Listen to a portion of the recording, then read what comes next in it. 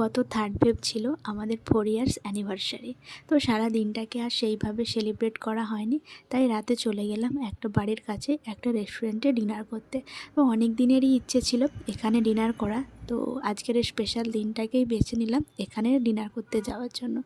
আর ভেতরে আমরা এন্ট্রি করলাম, আর ভেতরের অ্যাম্বিয়েন্সটা জাস্ট এরকম ছিল।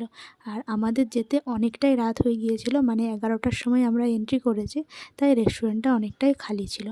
আর তোমরা মেনু কার্ডটা পজ করে দেখে নিতে পারো যে খাবারের কেমন কী রেঞ্জ রয়েছে। তো তারপর আমরা স্টার্টারে অর্ডার করলাম ড্রামস অফ হেভেন, আর প্রত্যেকটা খাবারের টেস্টই আমার কাছে অসাধারণ লেগেছে।